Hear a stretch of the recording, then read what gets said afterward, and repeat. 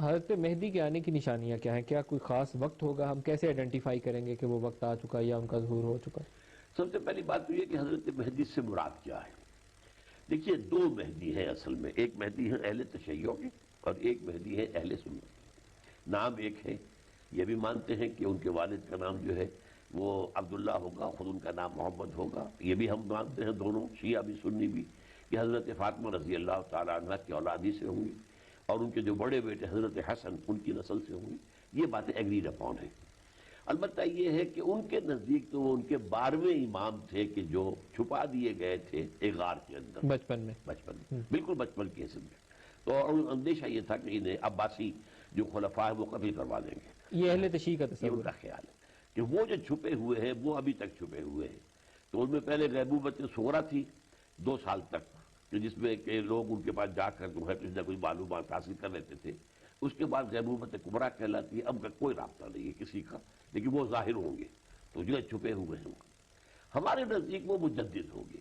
ہر صدی کے اندر حضور نے فرمایا تھا کہ اللہ تعالیٰ اس امت کے اندر اس دین کو تازہ کرنے کے لیے مجددوں کو اٹھاتا رہے گا. مجدد کہتے ہیں تجدید، دین کو تازہ کر دینا. یعنی دین کی تعلیمات کے اندر اگر غلط چیزیں آ گئی ان کو ہٹا دینا، اگر کوئی گرد و غبار آ گیا آئینے کے اوپر صاف کر دینا، یہ مجدد کا کام ہے. تو اللہ تعالیٰ ایسے اٹھاتے، یہ ہمارے نزدیک مجدد ہوں گے اور وہ آخری مجدد ہوں گے اور وہ مجدد کامل ہوں گے. یعنی ان سے پہلے جو مجددین آئے ہیں انہوں نے دین کی جزوی خدمت کی ہے. مثلا یہ خرابی پیدا ہو گئی اس کو ٹھیک کر دیا، یہاں پر یہ فتنہ آ گیا ہے اس کا جواب اس کو رد کر دیا. لیکن اب جو ہوگا وہ جو مجدد آئیں گے وہ در حقیقت پورے ایک نظام کی حیثیت سے جیسے حضور نے قائم کیا تھا اللہ کے دین کو اسی طرح کریں گے. لیکن ایک چیز طے ہے کہ ان کا نام محمد بن عبداللہ اور ان کا جو سلسلہ نسب ہے وہ حضرت فاطمہ رضی اللہ تعالیٰ عنہ سے جا کر ملے گا. ایک چیز اور فرمائے گا کہ ان کے لیے جو جب یہ خود کو آ کے بیان کرتے ہیں کہ میں امام مہدی ہوں یا میں آپ کو لیڈ کروں گا، وہ جگہ کے حوالے سے یہ ہے تعین کہ مکہ میں ہوگی. نہیں، اصل میں ایسی بات نہیں، بلکہ اس کے برعکس ہے.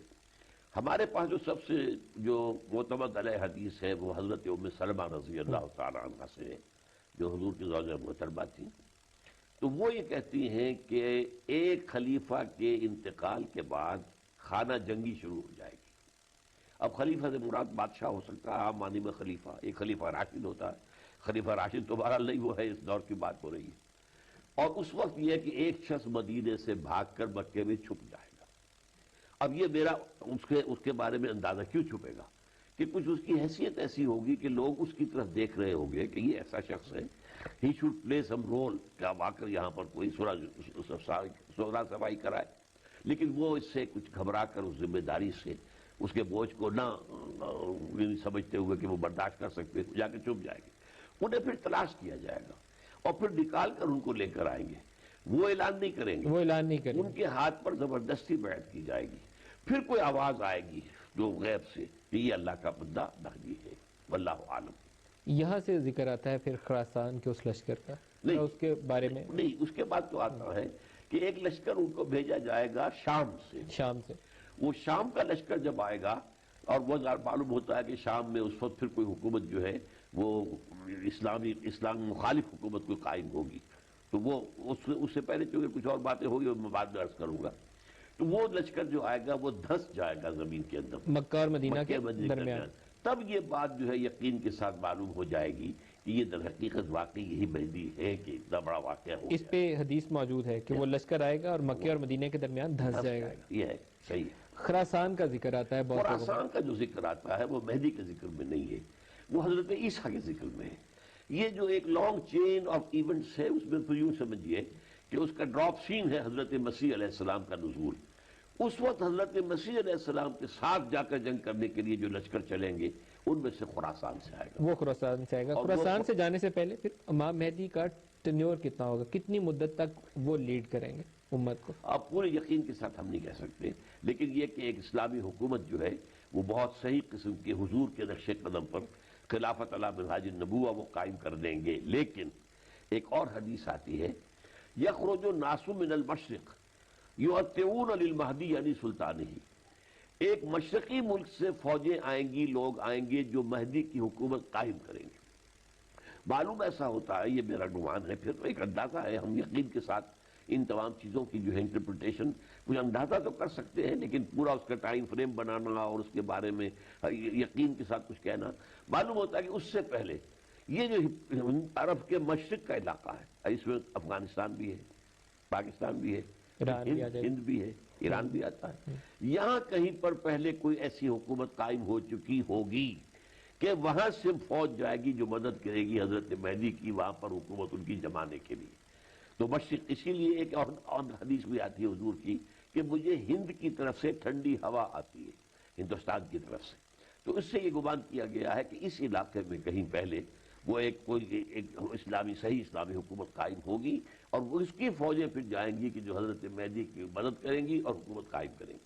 حضرت مہدی کے ٹرم کے حوالے سے مختلف جگہوں پہ مختلف ٹائم فریم بھی لکھے ہوئے ہیں، کچھ جگہوں پہ ذکر ہے 7 سال، 9 سال، یا بعض نے 40 سال بھی تحریر کیا ہوا ہے، اس میں زیادہ صحیح حدیث کون سی ہے؟ میرے خیال میں اب یہ اصل میں چونکہ میں اس کے لیے پوری طرح تیار ہو کر تو نہیں آیا ہوں، تو یہ میرے خیال میں 7 سال ہے۔ 7 سال ہے، تو اسی دوران 40 سال آتا ہے حضرت عیسیٰ کا۔ حضرت عیسیٰ کا جو ظہور ہے وہ امام مہدی کے ہوتے ہوئے ہی ہوگا، اور ایک نماز کا بھی ذکر آتا ہے جس میں وہ امامت کا ذکر کرتے ہیں، اس کی تھوڑی سی وضاحت فرمائیں۔ اصل میں اس سے پہلے عرض کر دوں کہ اس سے پہلے معلوم ہوتا ہے حضرت مہدی کے سے پہلے کہ آرمگڈون جس کا ذکر ہے بائبل کے اندر، اور جس کو اگر آپ جا کر دیکھیں اس میں ڈکشنری میں تو آپ کو ملے گا کہ a very big war which will be fought between the forces of good and evil before the end of this world۔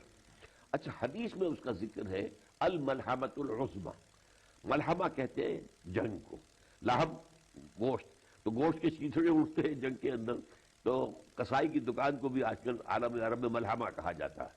تو یہ ملحم جو ہے وہ بڑی جنگ ہوگی، اور اس جنگ کے اندر بہت بڑی تباہی ہوگی اور مسلمان ممالک کی بڑی شکست ہوگی، اور معلوم ایسا ہوتا ہے کہ جو گریٹر اسرائیل جو ہے وہ تقریباً قائم ہو جائے گا۔ یہ حضرت مہدی کے ظہور کے بعد کا زمانہ ہے یا اس سے پہلے کا؟ اس کے آس پاس ہی ہے، اس کے آس پاس کا زمانہ ہے۔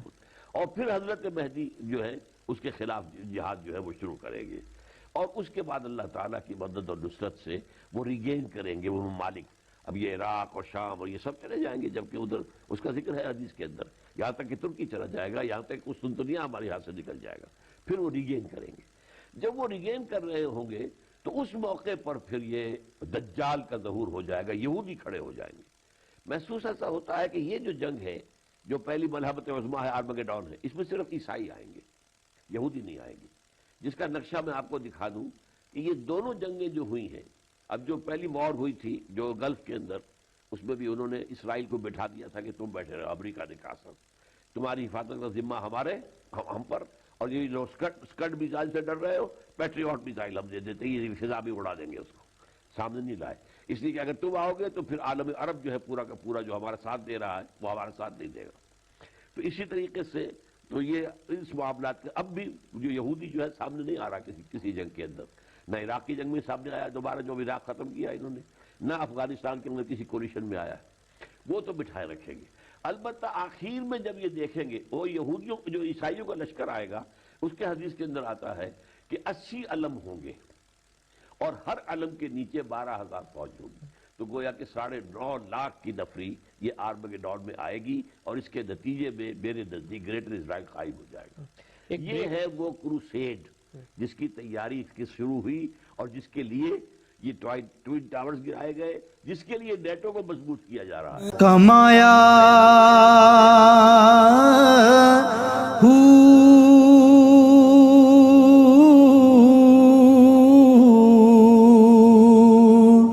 نام بھج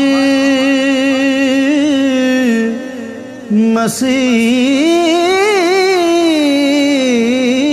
وڑیا نا تسبا